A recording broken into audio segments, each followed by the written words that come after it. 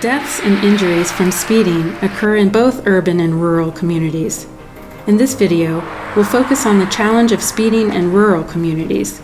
A greater proportion of speeding-related deaths happen on rural roadways than in urban areas.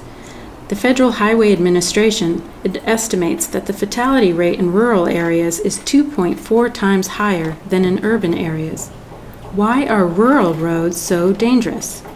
Some of this may be due to higher speed limits, wider roads, and various road conditions like sharp mountain turns and severe weather. According to the Federal Highway Administration, rough terrain, less vehicle traffic, longer intervals between crash and time of discovery, and less available trauma care make the consequences of a crash more severe. That's why we work with partners like the National Indian Justice Center to give rural communities the tools they need to make their travels safer. My name is Raquel Meyers. I'm a staff attorney with the National Indian Justice Center.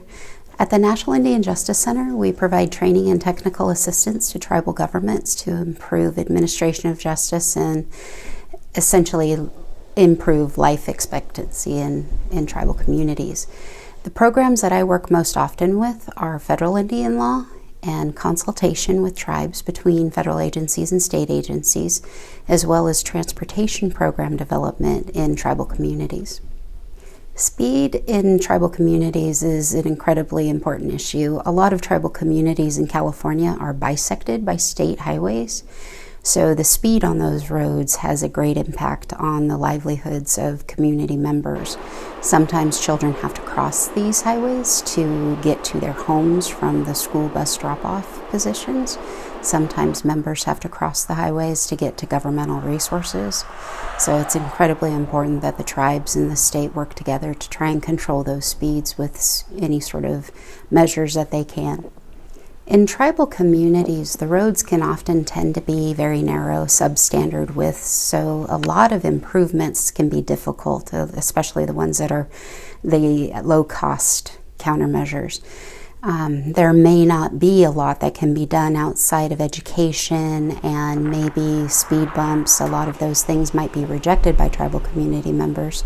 So in many instances, we're looking for those kinds of signs that might alert people to crossing areas.